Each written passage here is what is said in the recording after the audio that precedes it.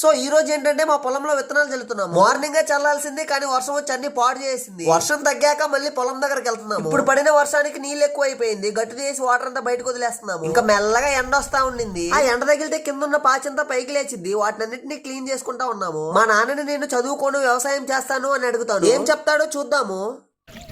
నాన్న నేను చదువుకోను వ్యవసాయం చేస్తా.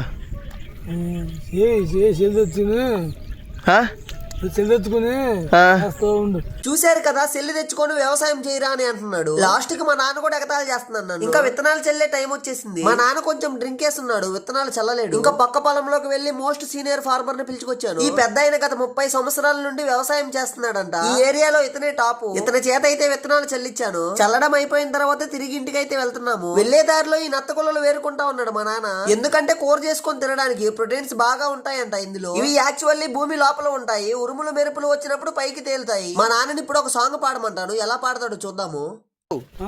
ఏదైనా పాట పాడు ఒకటి. పాట పాట ఏదైనా నీకు నచ్చిన పాట, ఇష్టమైన పాట.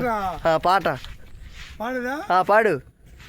మట్టంటే మట్టి కాదురో నా కొడుకు, వచ్చింది పూజ తల్లిరో, ఏమి బతికావరో నీ చిన్న పిల్లడు, నాకంటే పెద్ద పెద్ద వాళ్ళు ఉన్నారు, అలాంటి వాళ్ళు కష్టపడితే వచ్చింది రో, నానమ్మ నాన్న తెలియదు నాకు ఏ విషయం తెలియదురో, నా కొడుకో నీ చదివింది 5వ క్లాస్ ఏరో, నా కొడుకో.